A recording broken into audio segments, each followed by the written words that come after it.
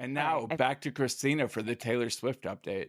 And then now back to me for the penultimate for the ending on this. So again, this very long article, but it's a really good one. And this comes towards the end. And basically the author has just kind of written about how he was kind of evaluating when he was talking to her. She was kind of telling the story about how 2016 was this really low point in her life, and she didn't think that anybody was going to listen to her music again, and that she thought that she, had to go into hiding and all this stuff.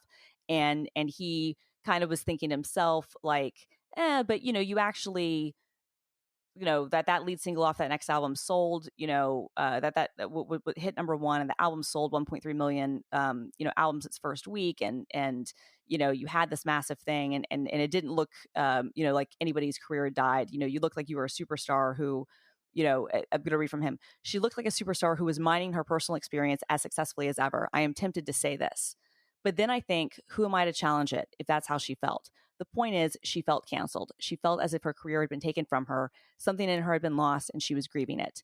And then this is, I think, really brilliant.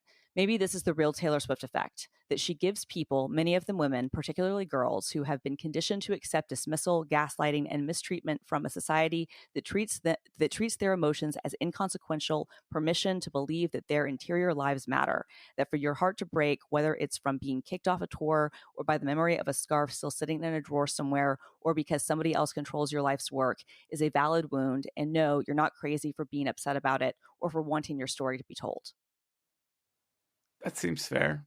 And I think that's like, I think he's right. I think that is like the real, like, that's I think that encapsulates like why this year in particular finally, like, I think she even says in the article, like, that she feels like she's like at like this precipice moment at 33.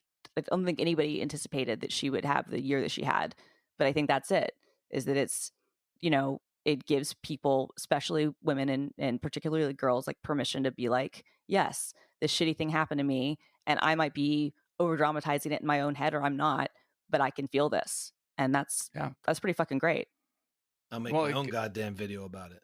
It goes back to like what we were talking about this time. Talking about with depression, like, yes, it's the same feeling that like, this can't be that bad, even though it feels wrong for me.